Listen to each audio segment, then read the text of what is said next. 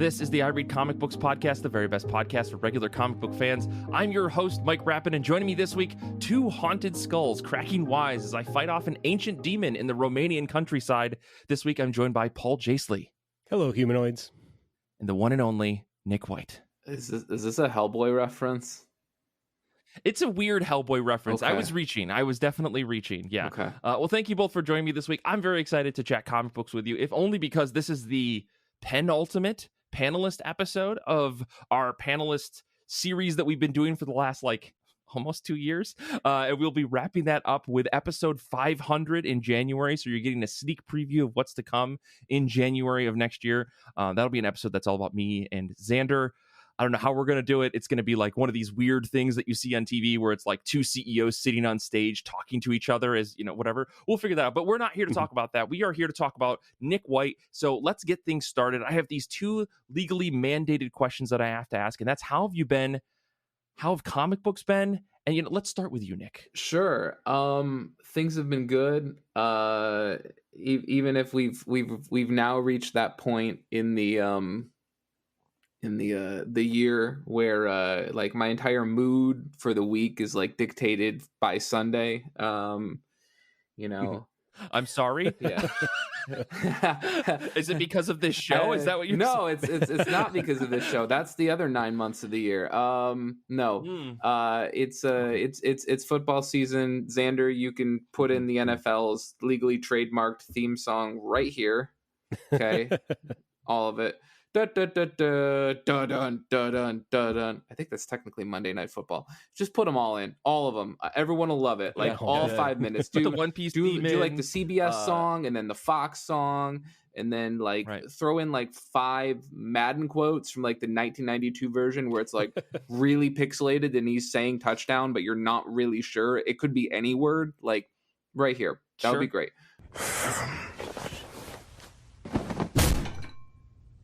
Need a new desk.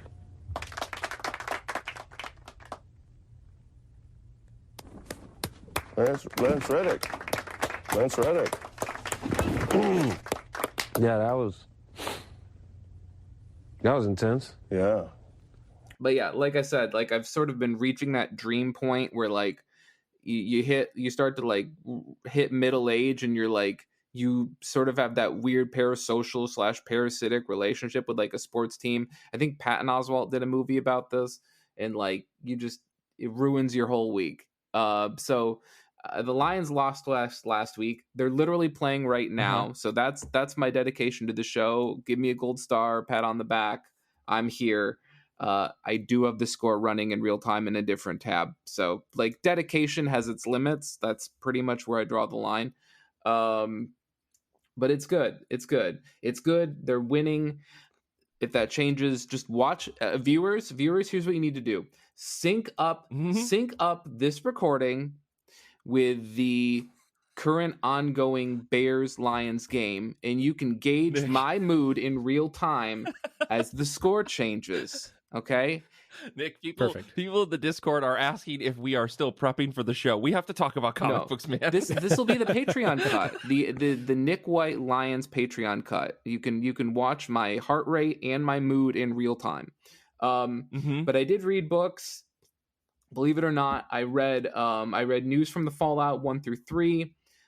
This is Chris Condon on writing, who did obviously that Texas Blood, the Enfield Gang Massacre.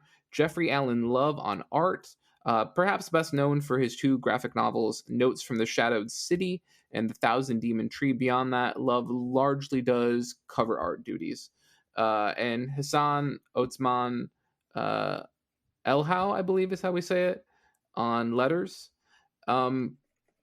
Otsmani Elhau, yeah, exactly. I said it how Mike said it, and I just wanted to make sure he understood. We're good. We're on the same page. Look, I'm not going to toot my own horn here. I think I'm pretty open-minded as far as comic books go. Even I sort of hit a point where I was gee, it sure feels like Jeff Lemire has sort of been doing a lot of the same stuff with a lot of the same people for a while. So I'd like to think I've somewhat I still have favorites, but I don't think I've hit a point where things are sacred cows. And I say that because I'm not 100% sure this book works. And I get it. Like, there's a catch-22, right? If you have someone and they do the same thing with the same people in the same art, in the same genre, month after month after month, people are going to say they're hack. People are going to say they're derivative, whatever. Okay? Okay. In the same vein, when these people go and do something different, right? If they go out there and they take a creative risk and they work with someone new and they try a different genre, like, if it works, then we go, oh, what a genius, and I predicted this. And if it doesn't work, then we sort of cross our arms and go, well, what were you thinking? Why didn't you keep doing Westerns forever, Chris Condon? All I'm saying is people are fickle and people are stupid, and I proudly put myself inside and outside of that camp, okay? Thank you for saying that, because I was going to ask if people were in the room with us right now. Yeah. And with all of that, like, I want to say, I applaud Chris Condon. He's trying something different. He's working with different people. He's clearly moving outside of what I would consider to be his comfort zone. Nick, you realize Chris Condon's been working on Ultimate Wolverine for like 4 or 5 issues now, right? Who's Wolverine? Okay, thank you. Thank you. Perfect answer. Go ahead. Sure. Go ahead. So, like, look, when they're like Chris Condon, Jacob Phillips not working together, okay, fine. They're both doing zombie books now. All right, I guess. Yeah.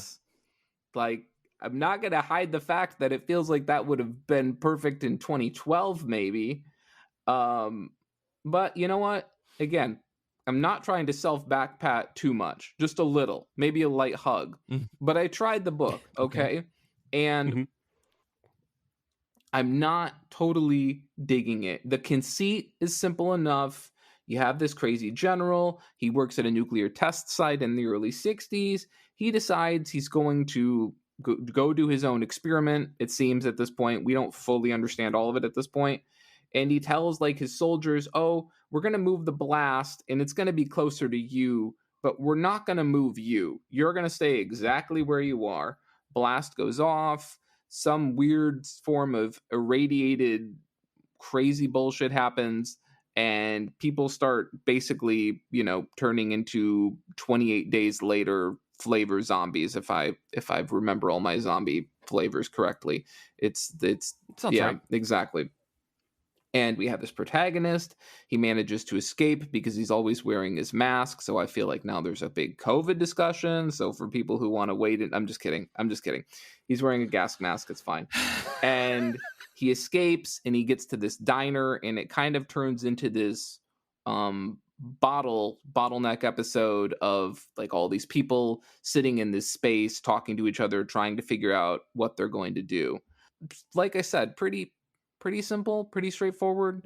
And I like that Condon tries to really thrust you into the moment of this protagonist going into the diner, by not weighting it down with exposition or just lore dumps. He just dumps you straight into the middle of it, and you've got all these people that have pre-existing relationships and interactions with each other, and he finds a way to sneak in all of those moments by splitting a lot of the issues into a before the bomb and after the bomb sequence. And he also uses a lot of interesting back matter, whether it's restaurant receipts or little notes written on napkins or the restaurant menu. He uses the back matter to sort of drop in a lot of that stuff in the same way that he did with, like, Enfield Gang Massacre. It's just a little less long form, a little less formal here. That said, and we have to have the other shoe drop now, the art. God help me. I just can't do it. I just can't do it. It's all charcoal silhouettes, and they're blocky, and they're not nuanced. So I perpetually have such a hard time trying to figure out who's who. There are little distinguishing features. One person has like glasses. Another person is supposed to be older. I think it's really, really, really hard. It's really hard to distinguish it. And even the backgrounds are in a similar fashion. It's really hard to figure out what's going on. I have a lot of thoughts about that. I read this as well. Yes. I don't want to like say that you're completely full of crap about this, Nick, because I agree that like I thought that it was a stylized choice to start the book, and the fact that the whole art or the whole book art is in this style is very interesting. It makes me feel like there's like they have to be extremely blunt with who is who in the artwork and how things are written and told. I think your point is right. It is hard to tell sometimes where things are or where they're going, but I think there is kind of a rhythm that the book gets into that if it's like reading manga in a weird way, where sometimes there's just like bubbles off page and maybe there's 7 people off page, and there's one person that's talking. You kind of have to intuit like who would be in this moment actually be the person saying this thing, even if the bubble is not attached to any person. So like there is like a weird thing that you get into. Yeah, I think the book does have enough. I don't know how else to describe it other than rhythm, but like it does like give you enough to understand that. But there were a couple of times I will totally agree where I was like, is this the past or is this the present? There are context clues, and this honestly could just be an indictment on me and an indictment on other readers that this book is setting a higher bar in terms of the amount of focus and attention and really parsing the text. It's setting a higher bar and a higher expectation for readers. And it's not holding your hand, both in terms of narrative and in terms of the sequential art. And it just demands more. And I think that that's totally possible too. I think that could totally be part of it. I also think the book might be trying to have what it feels like is maybe more of a little bit of a read between the lines discussion on race. And especially given when the book takes place, and there are certainly a couple of moments of dialogue where if you're reading between the lines, the fact that all of the characters kind of look the same, but it looks like there's a discussion, but if you read between the lines where you're like, all right, maybe they're trying to have a more nuanced discussion, and the reader has to parse that out beyond it being handed to you easily visually, if that makes sense. I don't want to spoil the book, but I do wonder if that's maybe one of the discussions that's sort of being had, and Condon and Love have creatively found a way to not be so on the nose or ham-handed about it. That could be true too. But it is really difficult at times, and I do wonder if like I said, Love's background is in graphic novels, where I don't think he was working with other people. And from what I read, they're mostly they don't have a lot. It's minimal dialogue or close to no dialogue. And so sometimes I just wonder if this is kind of maybe a question about the adaptability of his style to collaboration. I don't know. Sure. But as I've said a million times in the past, like I find it way more interesting to engage with a book that I would call like a 7 or an 8 than just constantly engaging with like 10s where I just come on the show every week and I'm like, oh, it's another modern day Watchmen. Good book. It's another 10. It's perfect. Whatever. I find it much more fascinating to deal with these books where you can sort of really start to drill down into like, well, this works and this doesn't work, and that's interesting. And the TLDR here is like, Chris Condon, you tried something new. I'm eager to see how it ends. Right now it doesn't seem like my favorite thing, but I still appreciate that you're trying. I know that sounds wonderful. It's a great review for this book. Yeah, exactly. That's the pull quote right there. That's the cover blue. You tried. I would love. I mean, I'm interested, like I said, right now, to seriously hear your thoughts on it, and I'm very eager to hear what other people think, because I do think it is maybe a little divisive, and so I would love to hear that discussion from our listeners and whatnot. This really could just boil down to me just being dumb. Like, honestly, let's just. I don't even. No. Here's the thing. I think you're allowed to have preferences. No, Nick. You're allowed not true. to That's not not like things. It's okay. We've covered this. I know that we run into this situation sometimes where there are comics that are just, you can't not like them, otherwise you're a bad person or something, right? That's the mentality that I think we fall into. But I think that this book is pretty jarring. Not crossed. Oh, okay. Not News from the Fallout is a very interesting book, because I do think that it is very out there in a style that you would expect only to exist on the cover of a book as like a variant letter D cover, like variant. Instead, we're getting as the full interior, and I think it is extremely, I don't want to say experimental, but it is definitely off the beaten path for an image book. Definitely right? Straight up for an image book. I would expect this from this art from like a Fantagraphics, from a Drawn and Quarterly. So the fact that Chris Condon is telling a pretty, I don't want to say straightforward, but a very interesting zombie story with integrating the idea of the bomb is interesting. The fact that he's using this art style, which like you could go into the deeper ideas of like shadows being such a crucial and horrible thing when it comes to nuclear fallout, right? And all we're seeing is the shadows of all of these people. Who's actually affected by the nuclear fallout? Who isn't?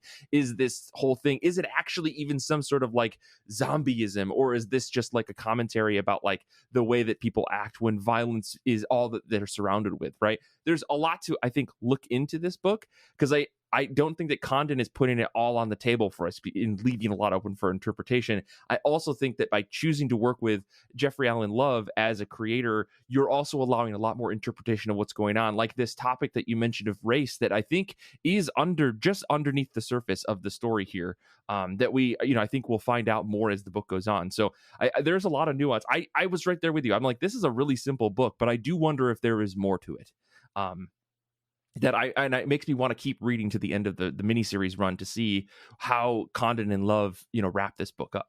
So, yeah, I think more than meets the eye sometimes, right? I do think the real achievement that it is managing to accomplish is that it is somehow finding a way to simultaneously inject all of these character backstories in their own, history and interactions with each other, and sort of make us, obviously, which is what's so important with so many of these like zombie or horror books, is ultimately give us enough to care about these people, while at the same time not slowing down the frenetic pacing and tension that the book needs. I think that part is done really well. It's just visually, it can be difficult. And again, there's nothing wrong with the creative team asking more of its readers. I think there's nothing wrong with that. Totally. Yeah. Well, just like episode 4 back in the day when you first started on the show, huge opening. I appreciate it. You're welcome. Sometimes I could come in here and just, give gold stars to every book and tell everybody they're doing great, and hand out rainbow stickers, and all of that. But sometimes you need just a real bad boy to come on here and set things alight. And Jesse Lonergan isn't here, so this week it's me. Right, you're the bad boy. Right. Yeah. Paul, I'm going to kick over to you. How have you been? How have comic books been? I've been good, Mike. Like I was telling you before that we started recording, I've been out of town the past 2 weekends. It's nice to have a weekend here. I'm at home. I got a bunch of reading done. It's a beautiful day weather-wise in West Michigan, so it's been really nice. And I read a ton of comics. I had a huge stack of floppies I picked up from the my local shop last week, so I'm working my way through that. A lot of good stuff, but one book stood out I wanted to make sure I talked about here on the show, and that is Space Opera XANADAX Across the Unknown Dimensions of the Galaxy. That's a new OGN by Tom Scioli from Image Comics, and boy, oh boy, there's only one Tom Scioli, And I love seeing him do what he does. Sure. As the title suggests, this is a big sci-fi space opera type story done in Scholey's style, his like modern style that he does. Listeners might know, like, I think the three of us all raved about Transformers versus G.I. Joes, and that was coming out back in the day. Scholey's done a lot of like more licensed comics since then. He did the GoBot series for IDW. He did that Godzilla Monster Piece Theater earlier this year, which I loved. He did the 2 different biographies, one about Jack Kirby, one about Stan Lee. This book feels a lot more like the web comics he was doing when I first discovered his work. So it's less like the licensed work and just more pure uncut Scholey artwork. And okay, because of that, it does have that feel of like a stream of consciousness. Like those web comics he was doing, it's like every day was like you never knew what was going to happen. It's like the story was like unfolding for him and the reader at the same time. This kind of has the same feel. It is a space opera. The main character, XANADAX, is the badass loner cyborg just traveling the galaxy on his own. He basically has like Wolverine claws, but they're made out of like whatever lightsabers are made out of, basically, which is awesome. Cool. He also has a cool leather jacket at one point, so you know he's badass. He's fighting against his estranged brother, who is some sort of galactic despot. He has to fight a bunch of killer robots. There's a slimy alien crime lord who enlists some space pirates to do a diamond heist. There's a couple characters that are basically like the Watcher, who are watching this all unfold and determining if they should interfere or not.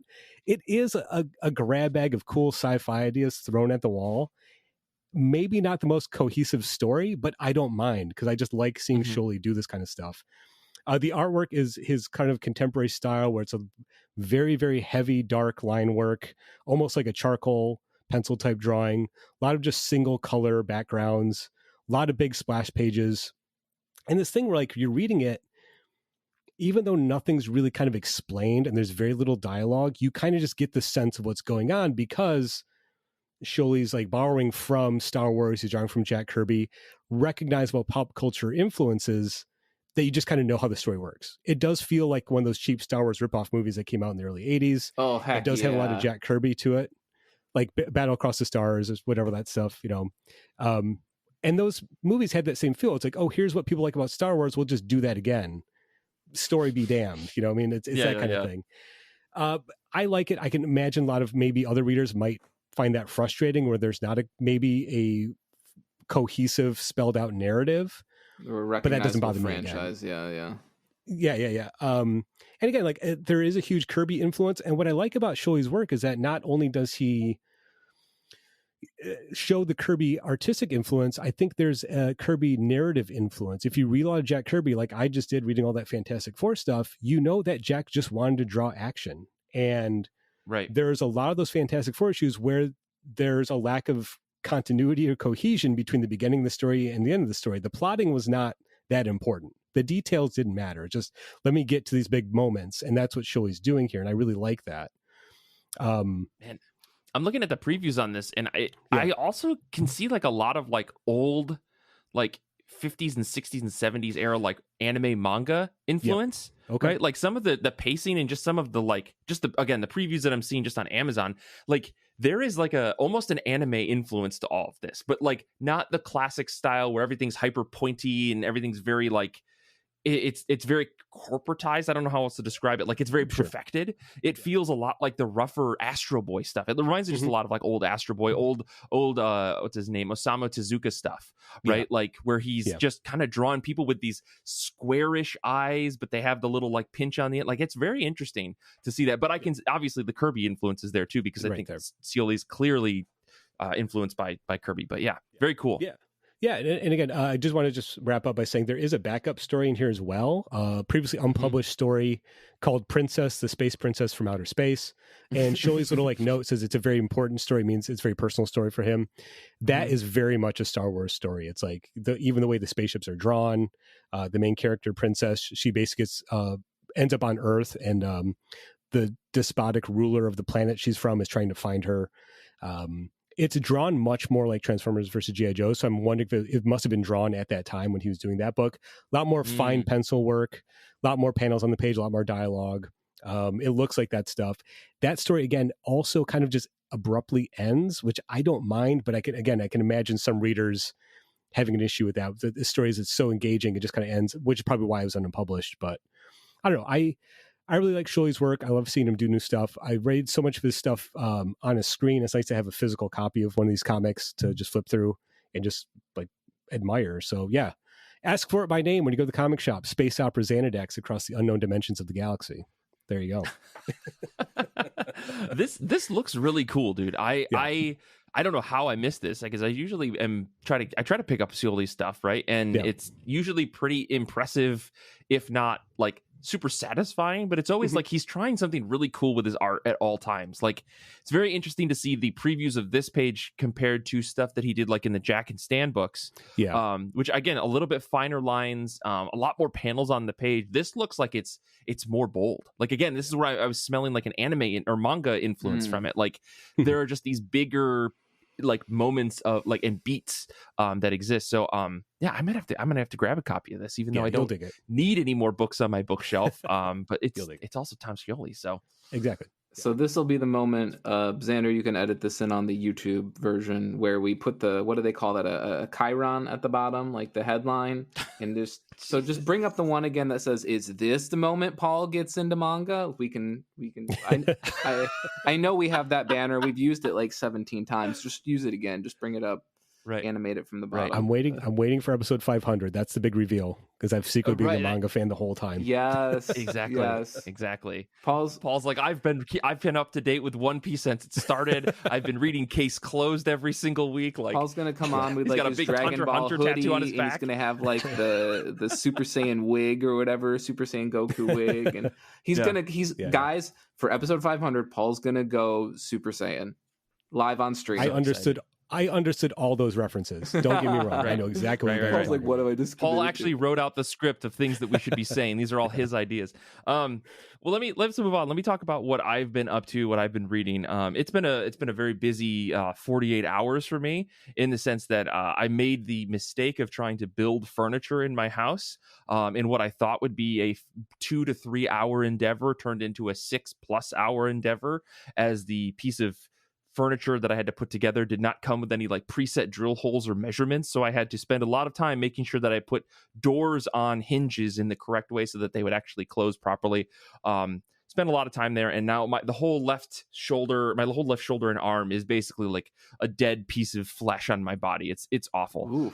Wouldn't recommend that for anybody, but otherwise things have been good. I did sit down and read a bunch of comics. Last week I said I was going to read the Werewolf Jones and Sons Summer Deluxe Special from Simon Hanselman.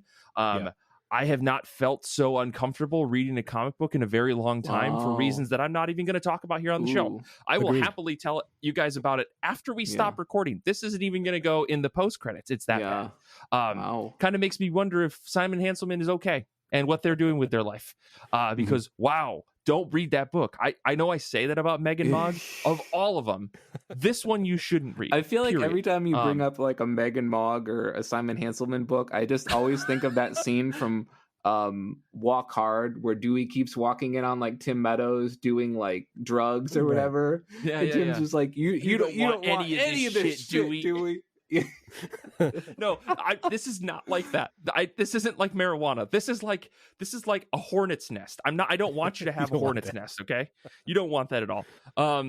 Anyways, I did read other comics that I do want to talk about, and that is You'll Do Bad Things number 1 through 6. This is the Tyler Boss book that came out, I think, under the Tiny Onion imprint that is through Image, but also a bunch of other publishers. Tyler Boss on writing, Adriano Tutricilli on art, letters by Hassan Otsmani Elhau. The story of this book is, if you didn't know, it's Seth Holmes is a prose writer who made it big about a decade ago with his nonfiction book about the nursery rhyme serial killer. He's been stuck trying to write something new ever since, but in his attempts at something new and fictional, he only seems to write stories that end in murder, very gruesome murder. Like, he always starts all these stories off as just like a meet cute of two people, and then somehow somebody gets murdered. Or a detective story starts off, and then somebody just gets brutally murdered by a serial killer. And it seems to be, in all of these stories, it's the same kind of killer. It's a guy in like a leather mask with a zipper mouth, usually with a knife, something pretty gruesome. It's a really weird little book. But we, the audience, find out in the first issue, so this isn't a huge spoiler, that the stories that he's writing are actually happening. As the book goes on, maybe Seth finds out about that. There's a big mystery kind of at the center of like what's real, what's not real. Issue 2 gets very interesting, but all in all, this book is very weird because I think the way that I summed it up is I said this is a pretty decent book with an okay ending, even if it was a bit forced. I kind of liked it though, despite that. Like I feel like I'm in my mind I'm very negative about it, but on the whole, like it's a very beautiful book. Like Trutricilli, the way that they do like color work in this book is really impressive. Like they did all pencils, inks, and lines. I've never seen an artist work with one particular color and create such a different vibe with each subtle shade difference. There's a lot of red in this book, and it's not just blood and guts and stuff. Like a lot of scenes in this book, especially the action scenes, use many different shades of red, but it's like so tastefully and smartly done. Like I was just really, really impressed at how well they were able to create really beautiful action-packed scenes that I think within another artist's hands would have been murky and hard to see what was going on. And instead, the like line work mixed with this very subtle like changing of colors makes it so that you feel like you're in these very tense, suspenseful moments. And when it gets gruesome, boy, oh boy, does it get gruesome. I have to compliment them as well for creating a horrific looking serial killer, like monster type thing that's happening. Because the entire book kind of focuses around this question of, is this person real or not? Are these murders kind of actually happening? Is this all in Seth's head? We don't actually know. And I was guessing until the very end as to like how this all could be done. And again, the end, I thought it was forced in the sense that I think they could have used one more issue to kind of lead up to the end. But overall, I had a pretty good time. I think maybe even like another 6 issues could have done this book a little bit of justice, where we get to see a little bit more about Seth. We meet some side characters that do not get, I will be completely frank, do not get enough time to feel important to the story, and they become crucial to the ending. And that's really unfortunate, because I really would have liked to have seen the 2 other people that we meet that are important to the story get a little bit more breathing room to understand them, because it did feel like they were kind of just injected into the story to make it so that this isn't a book just about 2 guys or 2 people, excuse me. So I liked it overall. Like I really, really enjoyed like the mystery at the center of the book. I think it's a pretty clever thing. I again did not see it coming. I really appreciate that. Like I think Boss created a really good like, haha, there's no way you saw this coming, but not in like a Deus Ex Machina way. So yeah, it's a good murder book. If you want a good murder book, I think this totally works. You'll Do Bad Things is really fun. I think it's going to be a great collection. And I wasn't a huge fan of Tyler Boss's last book, even though it was absolutely gorgeous. This is the Dead Dog's Lie, I think. If I'm not getting him mixed up with someone else, but yeah, it's I don't know. You'll Do Bad Things is a pretty fun book. I really, really enjoyed it, and I think everybody else should check it out because man, it's a cool little murder book. Again, you got to like murder, and if you're not into that, that's not a thing. But Dead Dog's Bite was the other book. I just had to look it up. Okay. But anyways, that's all I got. Did you guys read this at all? I'm definitely curious about this because I like Boss's work in general, but the idea of it being a miniseries is more appealing because boy, oh boy, I fell off of What's the Furthest Place from Here pretty quickly. Oh God, same. Hard what are you same. talking about? Hard same. You're not just buying it every single week with the promise to yourself that you're going to read it all once it's finished. What are you doing? Right. No, you're not I just couldn't do consistently it. buying the vinyls that they put out every couple of months and they just sit on your shelf and you can see them right now. There's a limit to my delusion, and I think it's like 7 issues without reading one of them. Like that's where I draw the line, and I definitely unfortunately hit that point with that book. Yeah, and it's not an indictment of the book itself. It just was not clicking for me, and I think so the idea of a mini series is much more appealing than an ongoing at this point. I think Tyler Boss has got some pretty good writing chops on this book. I mean, I know that there's an editor that they worked with. Again, this is the Tiny Onion, so I think there's like some tutelage going on there in terms of like making sure that the Tiny Onion books they work and they get out in a certain way. But man, I thought this was a lot of fun. Go ahead, Nick. What were you going to say? Does this book end in a way where there could be more? Because obviously we've seen 18 billion. And there's nothing wrong with it, but like 18 billion image miniseries that just become, well, here's another miniseries, right? So you never really know. You never really have any clue if the book is really definitively done or not. I think it's pretty done. I think the end of the book gives a clear pathway that like there really isn't more. I'm sure you could undo some things in a way that is just annoyingly comic booky to add more to this. But I think like one and done, if you give someone this trade, they're going to have a good time. It's a good murder book. Well, I'm glad to hear you liked it, because I'm sitting on the first two issues, and when I sort of heard that the conceit was like, oh, this guy, he's maybe he's writing these murders into existence, I was like, I don't know. That seems like we've seen that before, but it sounds like there's more going on here. So yeah, okay, I'll give it a try. Yeah, you should check out the rest. I think you'll get a kick out of it too, being like a big murder head yourself. I mean, that's not what we call the true crime community, but yes, yeah. Oh, okay. I thought that's what it was. Anyways, let's move on. Let's talk about books that are new or old or just something you want to get off your shelf. This is the top of our pile. I want to shout out folks that are hanging out with us on Discord today. Remember, you can listen to our episodes live on Sundays at 1 p.m. Eastern Standard, where we go live on Discord most Sundays, except for when we're on Twitch. Join our Discord. It's in the show notes. But I want to shout out folks. Danny is going to be reading Marvel/DC's Deadpool/Batman #1. This is the week it starts to come out. That's insane. I did pre-order my Grant Morrison book because I got to get that crazy thing. But Paul G is going to be reading Drome. Shout outs to our buddy Jesse Lonergan. Drome is awesome. Everybody should go buy a copy of Drome. And for those of you that were at SPX this weekend, I'm envious of you that you get to say hi to Jesse on right after his new book just came out, because boy, oh boy, Drome is great. And CK is going to be reading Spectrum. Let's kick things over to you, Nick. What is on the top of your pile? So for me, it's definitely got to be Tower Dungeon. I'm pretty excited for this book. I read the first volume just a day or two ago. For those who don't know, Tower Dungeon is a manga.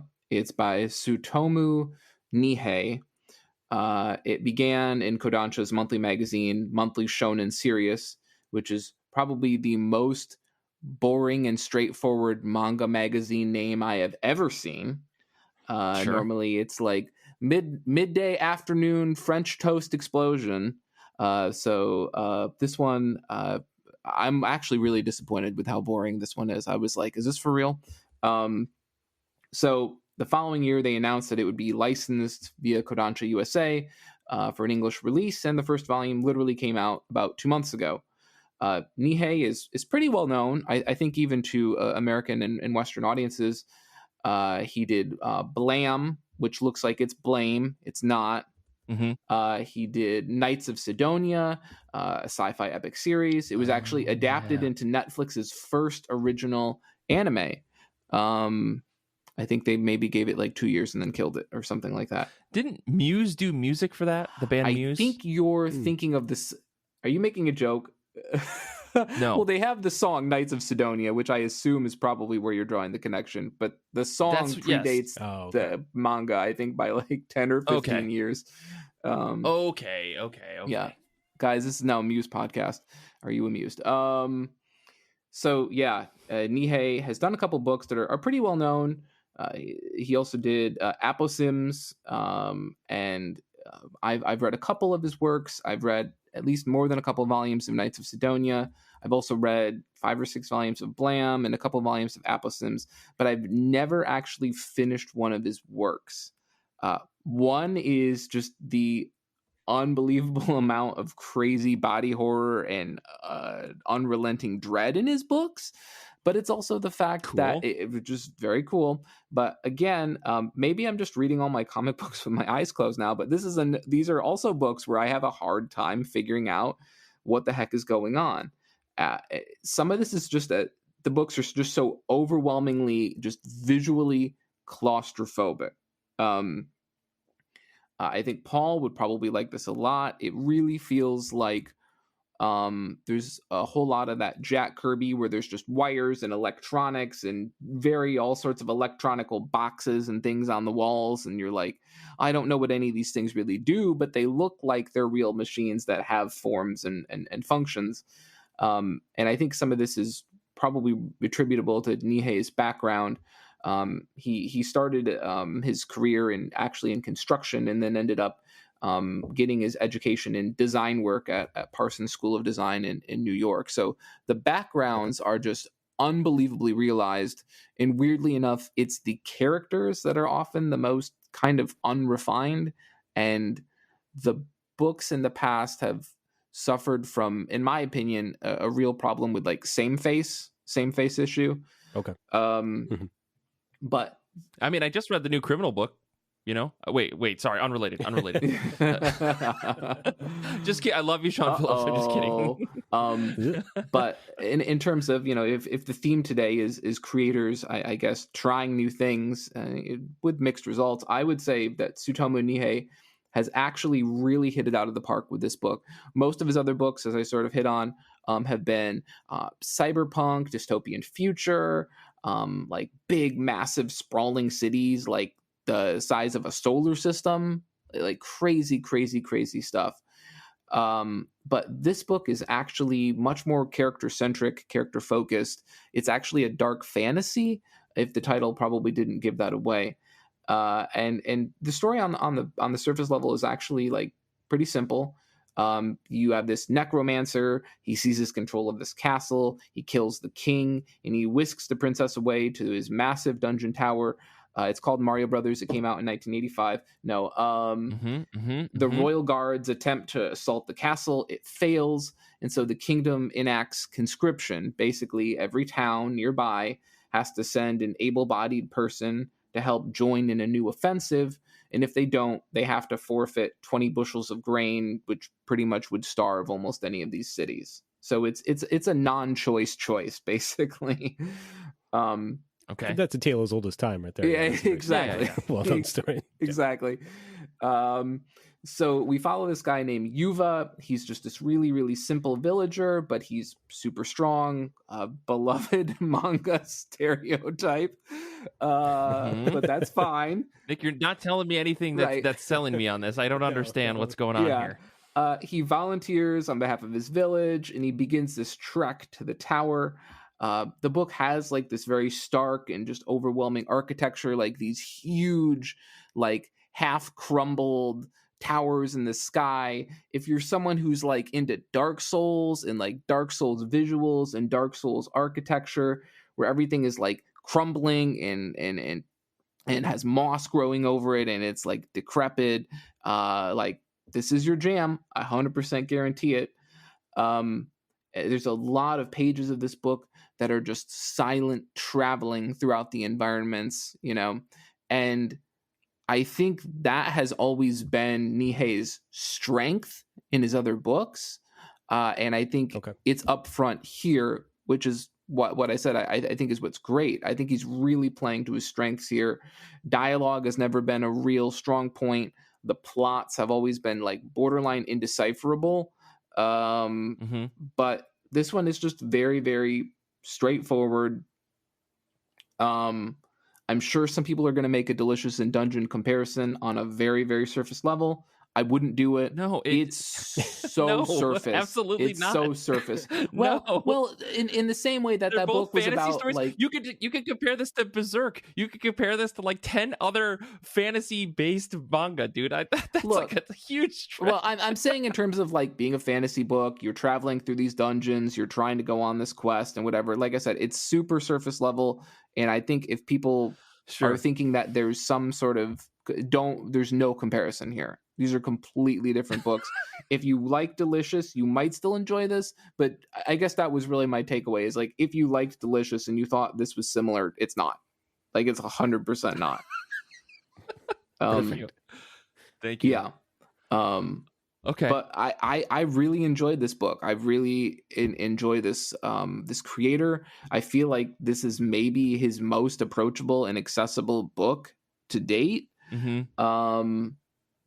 But we're still getting semblances of like the crazy monsters and body horror and other stuff that we've seen in his other works. It's just that in this book, it's not like some crazy plot where it's like people turning into like mechanized versions of themselves and they live in the outer layers of the earth and the rich people live in the core and all this other stuff. And you have to go read Aposims if you want to just be completely confused. Oh, I thought you were describing Attack on Titan. Okay, we have to move on. Yeah. We have to move on. Otherwise, I'm going to get confused. Yeah. So Tower Defense. Tower Dungeon. Tower Dungeon. Yeah. I'll have to give this a look. It sounds dark and weird. I like that. I'm about to finish Dorohedoro. Yeah. This seems right up my alley. Well, Paul, let me what's on the top of your pile? Go ahead. Top of my pile is Assorted Crisis Events by our friend of the show, Dennis Camp, writing, art by Eric Zawadzki, colors by Jordi Belair, and letters again by Hassan Atsame Elhau.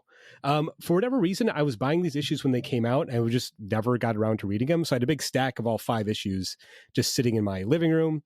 Yesterday, I sat down and read the first 2 issues, and I absolutely love them. I'm all in, so I'm going to read the rest of that as soon as we're done recording here. Look, Dennis Camp is one of those creators, I think, who's able to take a very simple idea and give it a fresh twist. And it feels like, how could no one else thought of this before? This book, as far as I can tell from the first 2 issues, it's like it's a time travel story, but instead of people traveling through time is warping around the characters in the book.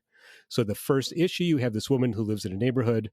Time is basically collapsing. So whenever she leaves her apartment, she doesn't know if she's going to walk into post-apocalyptic wasteland or dinosaurs or an ice age. Characters or people from different times are popping in and out, and just how they navigate that. Second issue, the main character is having flashbacks from his own life back and forth. He works at an abattoir, a slaughterhouse that his father worked at, and it's all bleeding together into the same moment. It's a take on that aspect of time and tragedy that, again, feels unique, even though it is a pretty simple premise. I really dug it. And a lot of it has to do with Zawadzki's artwork. It's detailed without looking like, like overly drawn. Like it's the way he's able to draw expressions in characters' faces. Exactly what the character's feeling. It's very expressive in that way. Dude. Very inventive page layouts, especially when you're doing issues of time travel. There's the way the page lays out, you get what's going on just intuitively. I loved it. Absolutely loved every aspect of it. The second issue, again, maybe it's just me being a vegan who hasn't eaten meat in 10 years. That whole issue was like the best anti-meat industry comic or treatise I've ever read. Like, it's just the way that they portray that, what happens in a slaughterhouse and the way it affects the character and the amount of red that they put on the pages in those moments is truly stunning. Yeah. Go through that issue again and you can just watch the blood like fill up the backgrounds of the I mean, that issue is maybe one of the heaviest ones I've ever I've read in the series. It's one of the heaviest comics I've read in a minute, and to publish it in 2025 is great. Like, I'm glad that they're writing the comics that are talking about how deportation affects people and like their mentality, while also telling this message about like the meat industry, just so many layers in this book. I think a warning, I think we've said this many times, if you're going to read Assorted Crisis Events, make sure you're in like a good headspace. It's not a book that you want to read if you're not feeling great. It is a very heavy series. I know that I think in the chat, Danny was saying that the trade comes out this week. So if you're looking to grab it, that's a great way to get it. But also be prepared. And that's not me being funny or anything. This is one of the heaviest books I've read in a really long time, because Dennis Camp does not shy away from talking about what's going on in the world, and in a harsh way. That's all I can say. Way. Yeah, I mean, I was gonna say in a realistic way, even though it is as objectively like a sci-fi kind of twist on it, it does deal with current political events, but it never feels heavy-handed, because you're focusing on the character's reaction to it. Like, that first issue is just about living in a world where there's constantly the worst thing you can imagine keeps happening, right? And it feels very real. There's even a point where she makes a joke about I stepped into a fascist takeover, and you just roll with it. That's kind of how life is right now. And then there's obviously allusions to the pandemic. And then that second issue, it deals directly with immigration in a very direct way, but it never feels preachy or this is what I think. It's just because it's told through a fictional narrative, you just understand it. So I would say a warning. It is a very heavy book, but it never feels like you're being lectured to or anything like that. It's not a treatise in that sense. It's just a fantastic comic from a guy who that's all he does is make great comics, as far as I know. At this point, pretty much. Find me a Dennis Camp book that's bad. I dare you. Yeah. That's awesome, man. I'm very excited for you to read the rest of that, because it's all great, very heavy, but it's all great.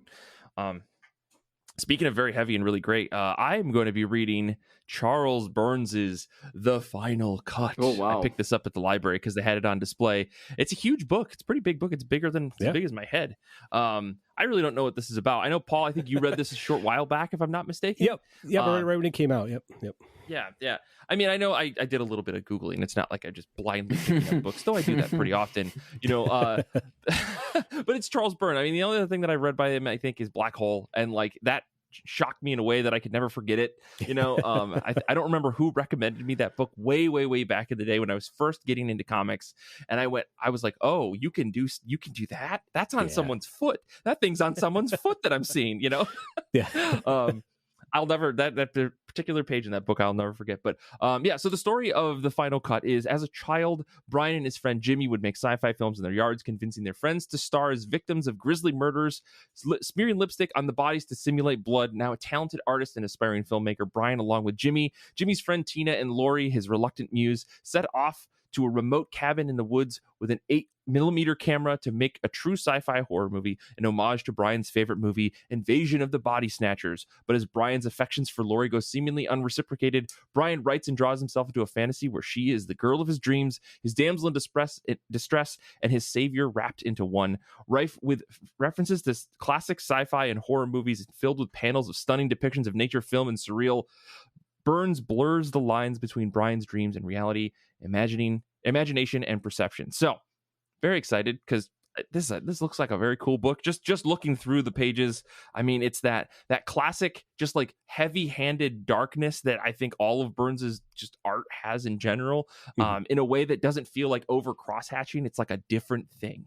I really, really like it. You can see it even just on the cover. For those of you watching the video, you can kind of just see it. Like it's just dark in a way that, like, even with the colors are bright, there is a darkness to it. So I'm excited to dig into this book. I thought it was great. I mean, I love Charles Burns' work in general. I love to see this version of his artwork where the backgrounds get super realistic, like so finely detailed drawn, whereas the characters are kind of more that simple, like heavy line style. It is a love letter to film, and it's also, I think, a meditation on how being creative and making artwork can affect the way you see the world, for better or worse. And again, the idea of blurring the line between reality and fiction, that's something that happens in Black Hole, happens in this book. It's a love letter to movies. There's explicit references to movies that Charles Burns clearly loves in this book. And again, I hate to keep making this point because I'm talking about the other book I read on this episode, but like sometimes the story doesn't really matter if the artwork's great. Not to say this isn't an engaging story, but like I couldn't really tell you what happens. I was just so caught up in the way it looked and the way it flowed as a narrative, as opposed to like particular story beats. I guess what I'm trying to say. No, I'm very excited one way or another, if only because like just haven't read a book by Charles Burns in forever, right? Like, so it'll be interesting.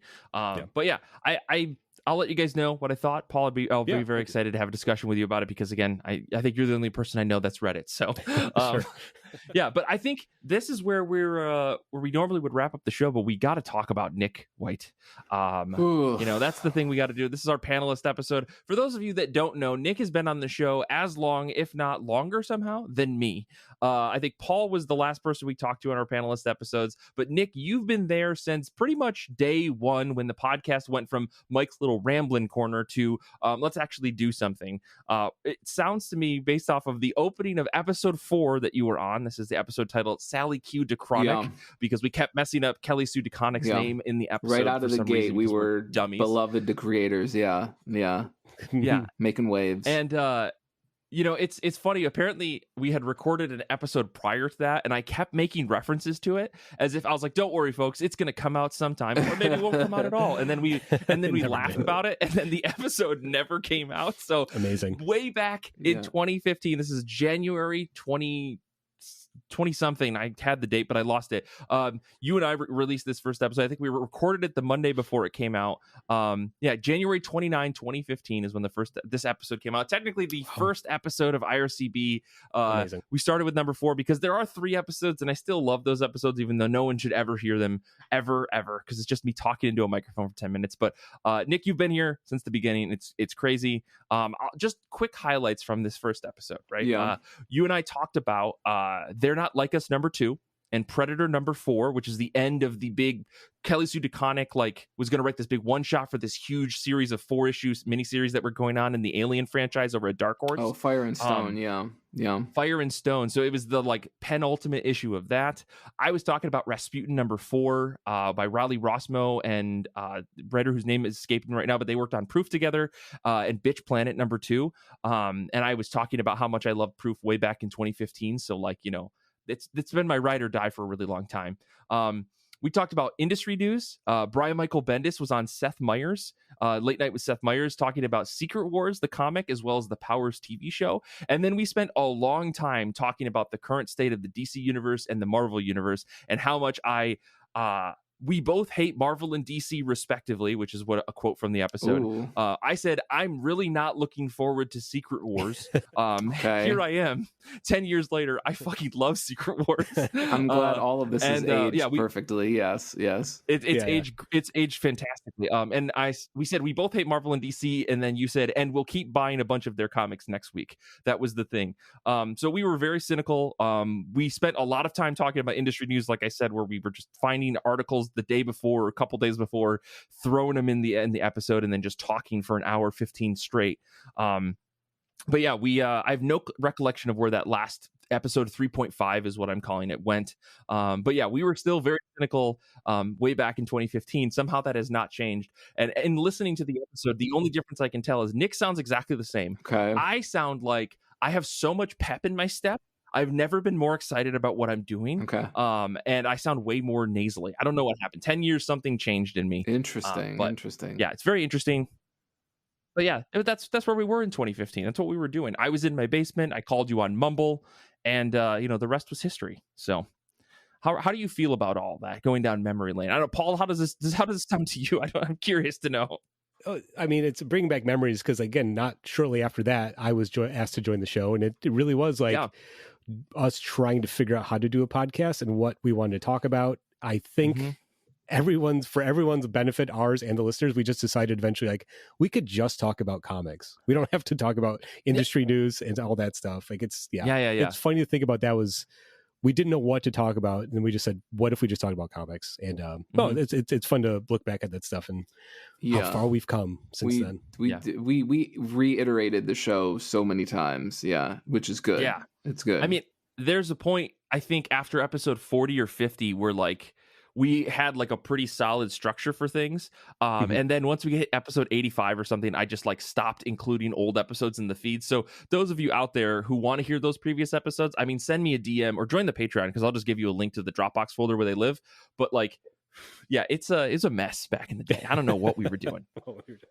Yeah, if you guys want that, just send us your address and we'll find a dead drop spot in your neighborhood and put a flash drive behind a brick in a wall, and you can check out the episodes at your own leisure. So it'll be like that old what was that? There was a dead drop like Valiant book that came out back in the day. There was back when when they weren't insane. Little 4-issue series. Yeah.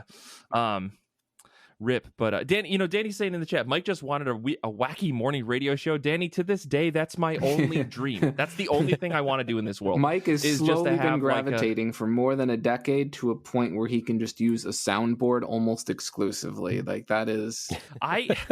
Nick, you don't even know how much money I've spent on software that does exactly that, specifically with the idea of, what if I created a pirate internet radio show where I just played whatever music I wanted to, and then for like 10 minutes I just like talking about random shit that's going on. I'd be like, I'm reading on Blue Sky right now. You guys hear about this business with so-and-so? Like, that's what I would do. It would just be that, no response, just me rambling. Because every once in a while I do listen to the radio, and it is like, I'm just like, oh, they're still doing exactly what they were doing 20 years ago. Like, Light FM is still exactly the same as it was when I was 17. I don't understand that. So anyways, we're here to talk about Nick. We don't need to go down. This always ends up being like Mike's nostalgia lane, but I do want to know more about my friend Nick, who I do know a lot about because I've known him for 10 plus years. But at the same time, I'm curious, Nick. You've been a long time Hellboy alien type of person. So what do you have a go-to Hellboy universe comic that you're like, this is the one for me? Let's start there. I think there's probably two appropriate answers here. One is like the well duh answer, and then I think there's a deep cut. I think the well duh answer would be the mainline Hellboy series for about the first 6 or 7 years, where Mignola was exclusively handling writing and art all by himself. And then, he realized that like that was probably slowly, tearing him apart as a human person to do all of that work. So I get that. There's nothing wrong with like Duncan Fegredo or Patrick Reynolds' art, but there is something really special about Mignola when he's doing the book by himself. For slightly more of all those little background skulls and stuff. Right? Yeah. Oh, I mean, like, there's no denying, and I've talked about it on the show a million billion times, that like Mignola has carefully curated a stable of artists that I've deemed Mignola adjacent. Like, I can probably still tell you which one is which, but to the average well-adjusted human being who has other hobbies, they would probably not know. But there is something definitely different about his that's still distinguishable, and I love to this day. And so even these days, when you see him doing like when he did the Hellboy one-shot Archon a couple of years ago, and it was just all him, that was like a really special treat to see him doing that again. In terms of more of like a deep cut, I would say I think that the Hellboy and the BPRD series that we've seen the last couple of years really kind of epitomizes and distills what I think like the greatest strengths of the Hellboy series are. Just a real pick up and play feel to any of the series. Just a real constant, and I say this positively, like a real constant turnover of both established and new artists. Mignola has frequently brought over a lot of artists that are well known in perhaps the like Italian comic book scene, that we don't really know over here. They're well established over there, but Mignola has some sort of connections or whatever, and he's frequently bringing these people in to do a one shot on Hellboy and the BPRD or something like that. But yeah, there's a real strength that feels like this book could go anywhere and largely do anything and be anything, in the same way that I think like you feel with like an X-Files episode from week to week. It's a different mystery. It's a different monster. And there really aren't that many restraints, right? Like the only real restraint, I guess, like minor Hellboy canonical spoilers for those who care, which is no one, is that like Hellboy joins the BPRD in 52 and he leaves somewhere around 2001. And so those are really the only restrictions. They can put this book anywhere and everywhere they want, right, assuming it's before he leaves. Okay, gotcha. Yeah, I mean, Mignola, I think, has done, even if you just read the main Hellboy line, right? Like, and even when Duncan Fegredo takes over, because having just read that pretty recently, it's very funny to see Mignola like intentionally jump around the timeline to just like add a little one shot to be like, hey, there was that poster in the background of those two luchadors. I'm gonna just tell that story because I feel like now's the time to do it. Like he's built himself such a wide timeline of things that he really can drop things in, and there's so much room for just one day Hellboy fights this wolf or something like that could be a story, and it happens like in between a bigger story or something like that, because even in the bigger storylines that he tells, he leaves all these gaps for just like Hellboy's got to travel from Romania to Asia, somewhere in like Japan. So there's like 6 weeks of him just walking, and maybe we can just plot in little stories there as he's traveling across the countryside.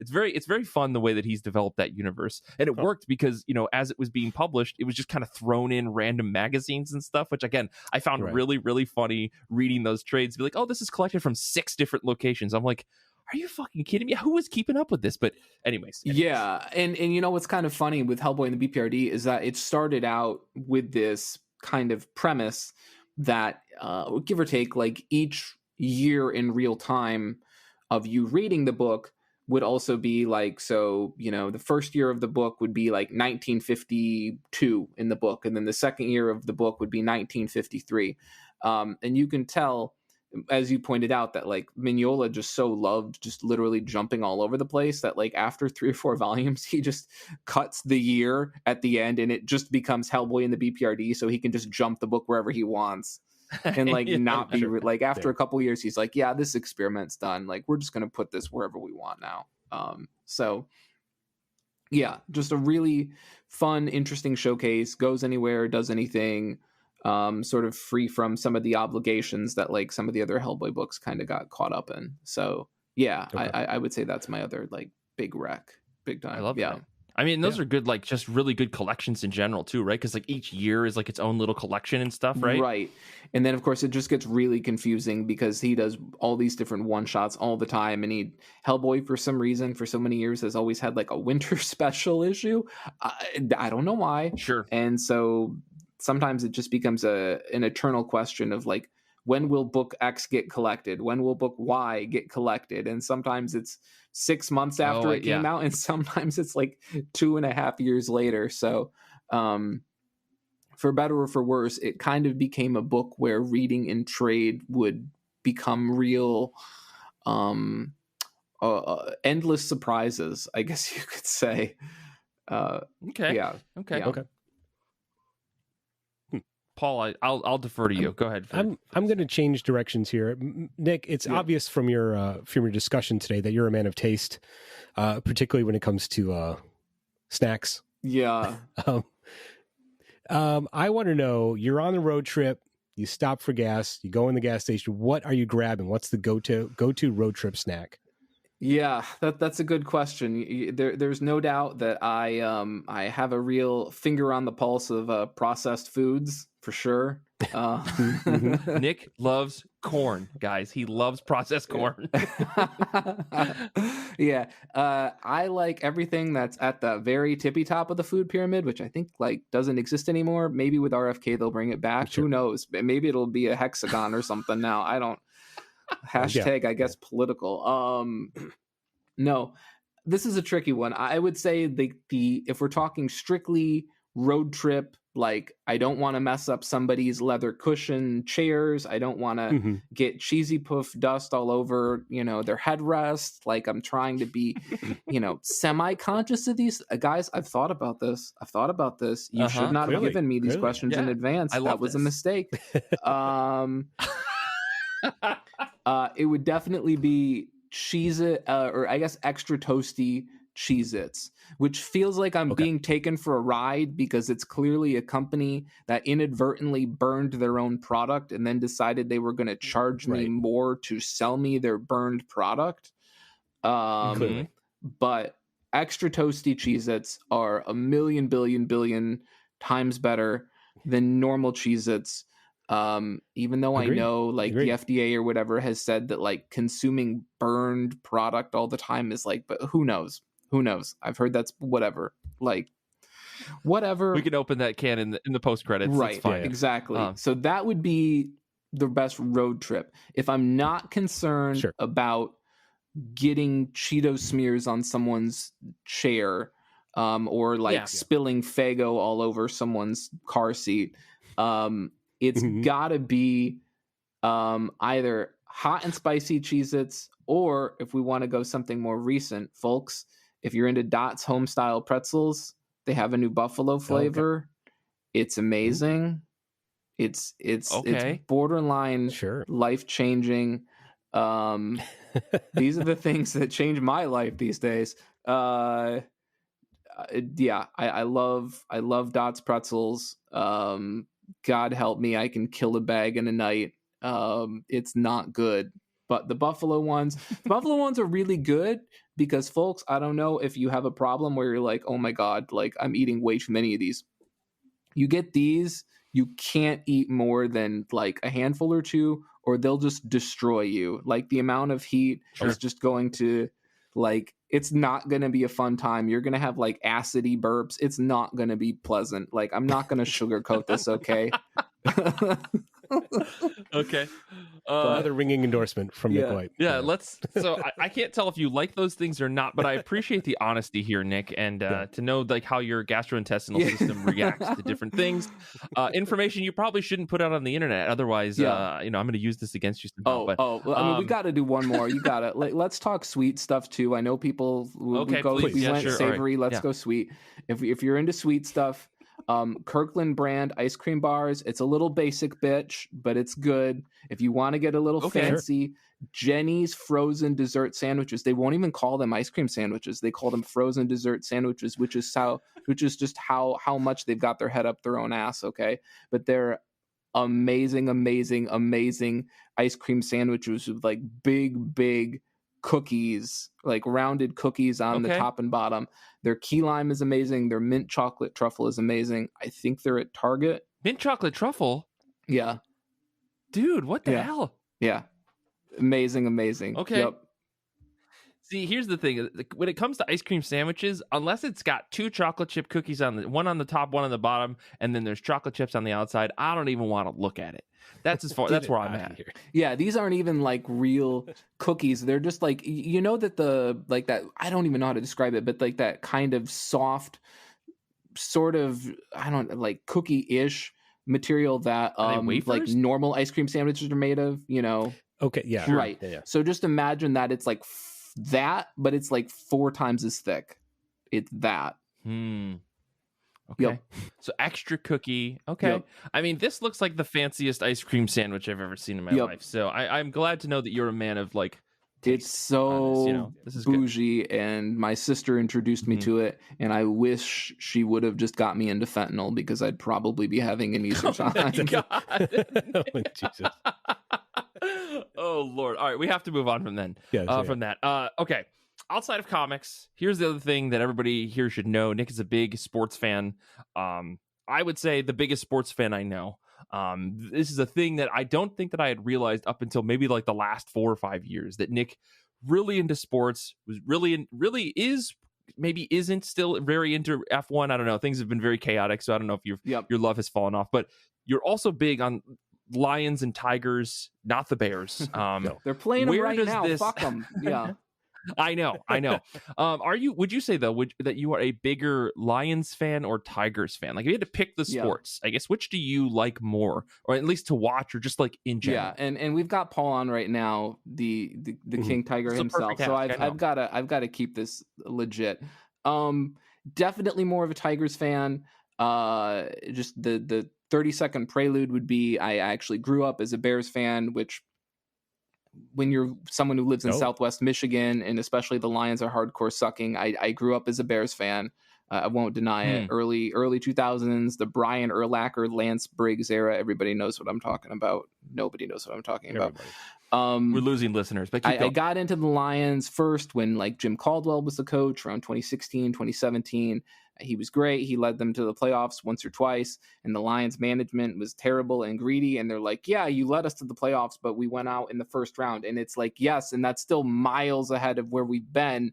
And they're like, yeah, well, that's just not good enough. So they fired him, and I got terribly angry and stopped watching for the longest period of time. I got back in, I think during their 3-13 season a couple of years ago, where they managed to win like 2 out of the last 3 games. It was like right at the beginning of COVID. There wasn't much else to do.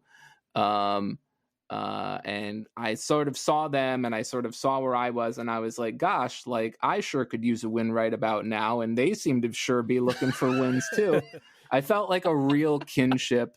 And I was I think we can go places. And that's when I started writing frantic handwritten notes to the coach, Dan Campbell. No, that didn't. Just imagine Stan, music video Stan, and that's me, and I'm writing letters to Dan. No. Another Michigan reference, which is a question I want to get to later, but yeah. No, but the last couple of years I've just been really, really, really enjoying them. And I sort of got into baseball, honestly, just because the last couple of years, Paul has always, waxed so poetically about the beauty of listening to the game. And I always imagine Paul sort of like when you see those pictures from like the fireside chats in the 1940s, where everybody's like huddled around the fire and listening to their old timey radio, like that's what I imagine Paul doing like every time he's listening to the Tigers. And I was like, I could use that in my life. So yeah, I watched them in the playoffs last year, and I was like, look, I can't be too much of a, bandwagon person.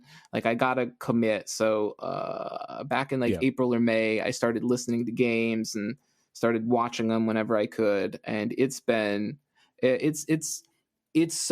really nice because it's such an absolute inversion of football, not only in terms of just mechanically what's required and how it's played, but also just the pacing. Like football, you have 17 games, there's one every week, it's only on for 2 hours, you better not miss it, you better not blink, put your ass in the chair and have the 64-ounce Tostitos in your right hand and 5 ounces of Mountain Dew in the other, and just football. Yeah. And that's fine, and I love it, and that's great.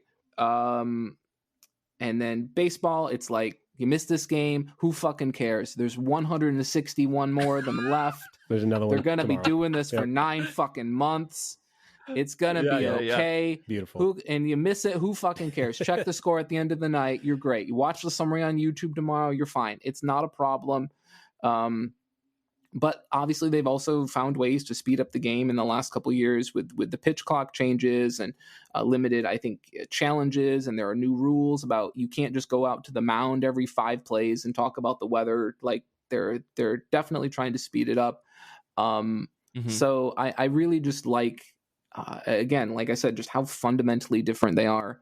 And it's also just nice to have something, to watch when I'm not, when football is just not ruining my life. So, okay. Yeah. Okay. I just want to say, I don't know if listeners outside of Michigan understand the pain. I'm not a football fan, but I know the look and pain of the Lions fans when I see them. Like there's something.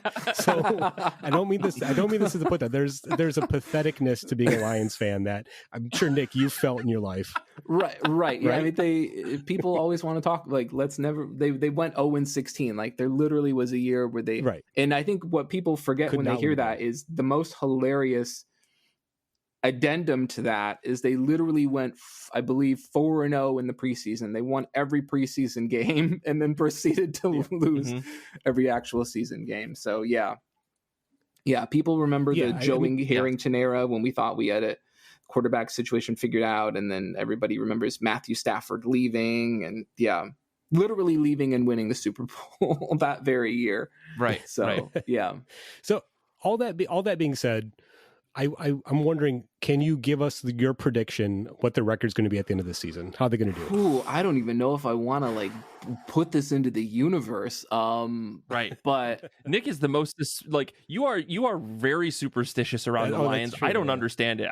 You don't seem to me like a superstitious person for the most part. Right. But then when you talk about the Lions, you're like, I can't believe that I sat in the wrong chair during that game. Oh my god! I learned the hard way. Like, I don't post scores on Discord when the game's going on anymore. I'm not doing it. I learned this about Tigers too. I stopped. I won't post scores. I won't say anything along the lines of things are going good or glad to see this. No, I'm not doing it. But Paul asked you this question. We got to know your thoughts about the prediction. Well, let's say this, right? So last year the Lions were 15-2, which is fucking insane. I don't think anyone had a better record. I think the closest was maybe one other team tied. I don't think they're going 15-2 this year. The offensive line is just in a completely different place. Let's say this is still a little aspirational. Let's say 10-5.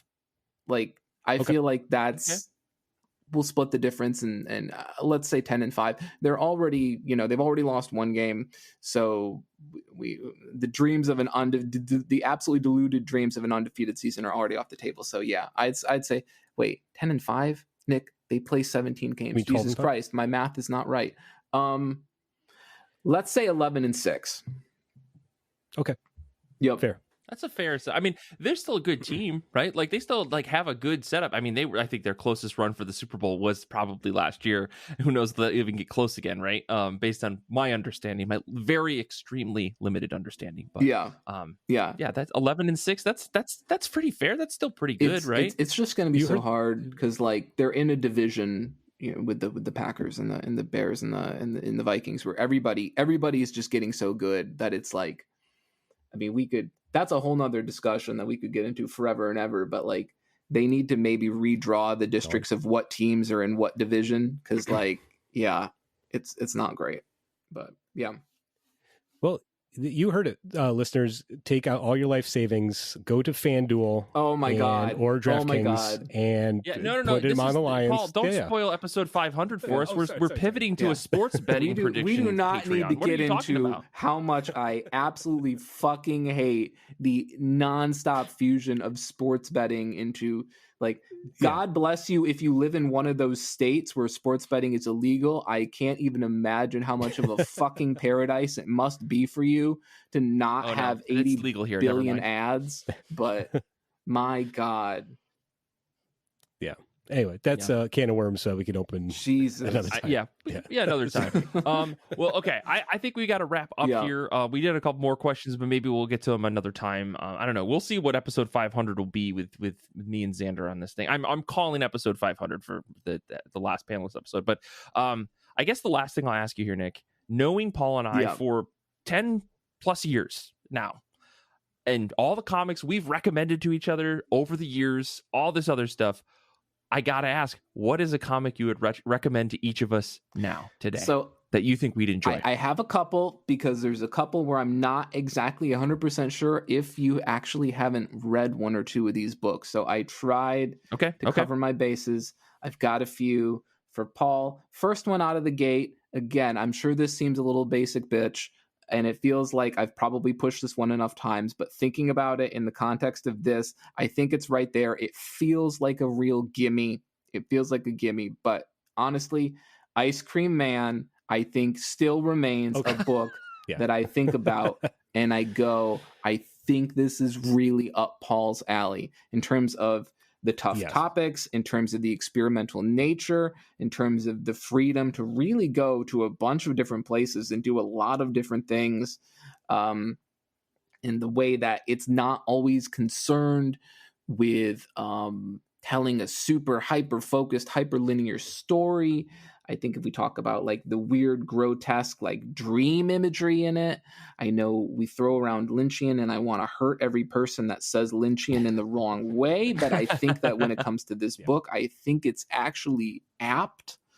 I think that this is still, honestly, I said it's a real easy one, but I think this is still a really good fit. Yep. And I've heard that before, and it's just a matter of me finally just buying a physical copy of the first volume and just doing it. So I'll pull that trigger soon. I'll let you know what I think. The other two that I have that I think you've already read, or at least one of the two, is That Texas Blood, which I'm almost 100% certain you've read, and Write It in Blood, the graphic novel from Image, but Rory McConville. Okay. I don't know that one, but yeah, I'll check it out. Yeah, they're all in the There Will Be Blood vein, right? And then my completely out of left field pick for Paul is Resident Alien. Okay. Oh, interesting. I think there's a real, almost like, it's got that Twin Peaks feel where it's like, oh, a small town, nothing really happens, but at the same time, also a lot of weird stuff is simultaneously happening book. Gotcha. It's also a little more light and chill. So those are my picks for Paul. For Mike, first pick. Right, let's hear it, Nick. This is the most interesting part of this. That's all I got to say. It's Oshinbo. It's got to be Oshinbo. It's got to be Oshinbo. It's a manga, Oishinbo. I think it started in the 80s. Yeah. It is a Japanese manga that is surrounded around an editor of he's like the food editor at a newspaper, and he's in this rivalry with his dad, who's also like an old school food editor, and it's like a clash of like old versus new ideas. There's a lot of history and learning about Japan and Japanese food culture and how to make recipes and how to make food. It's basically Mike. It's 100% Mike. Have you read this at all? Yes, I've read the first 3 to 4 volumes. Okay. I just was wondering because I looked it up on Wikipedia because I've heard of this, and the reason why I've heard of it is because it's one of the longest running manga series that has existed. It's 111 volumes as of 2014, and it's on indefinite hiatus. So I thought you were just like, Mike likes reading long dumb things. Just okay. That's if you fair. say this is good, maybe I'll give this a try. I like that. Maybe I'll read this instead of actually finishing Naruto. I mean, they're probably both just as long. So yeah, exactly. Otherwise, I would say my other 2 picks for you are, one is Joe Golem, If we're talking Mignola adjacent books, I think Joe Golem is perfect. Yeah. It's a hard-boiled noir, takes place in like an alternate version of the 1960s, New York City, but like most of it is like flooded and it's having to be navigated via like boats, almost like Venice. And like most of the skyscrapers are like fully submerged, and it's just a really interesting story that takes place in Mignola's what does he call it? The Elseworlds? No, that's what DC calls it. The Outer Worlds. Mignola has a separate. He's got two different universes going on, and this is in the other one. And then finally, for you, I would pick The Fable. If we're talking about long mangas, The Fable, 100%. It is a weird kind of jokey book about this crazy good, amazing like assassin, but he's too good, and his boss tells him that he needs to lay low for a year. So he's got to lay low in this calm village, not raise anyone's suspicions, don't show anyone that he's like a crazy, like elite, super soldier, like gun for hire. And he's just got to like try to live a normal everyday life. And obviously hilariousness abounds. And so it's this weird mixture of like crazy action, like occasional hyper violence, and then also him sitting around watching sitcoms for 8 hours a day because he's trying to stay out of trouble. So it's this weird fusion. You've told me about this before, and I was like, oh, that sounds fun, and then completely forgot about this. It's very funny because it sounds like an existing manga that I cannot think of the name of right now, about a guy who owns like a little supermarket, and he's like the former best assassin in the world, and people are screaming at me about what the actual name of this is. But that's okay. I think you've sold me. This Oishimbo book sounds very fun. Maybe I'll try these other ones. Joe Golem has been on my to read list for a while. I own a copy of it, I think, in Kindle somewhere. I think I bought that before I gave up on Comixology. So that's a good rec. I appreciate that, Nick. Well, I think that's where we're going to wrap things up today. This has been really, really fun. I hope you folks out there enjoyed our another panelist episode. Thank you to Paul and Nick for your time today. Thank you, Danny, for proof listening. Thank you to Zander for editing this episode. Thank you all of you out there and everyone on Discord, people that are listening live with us. You are fantastic human beings. Until next time, though, comics are good, and so are you.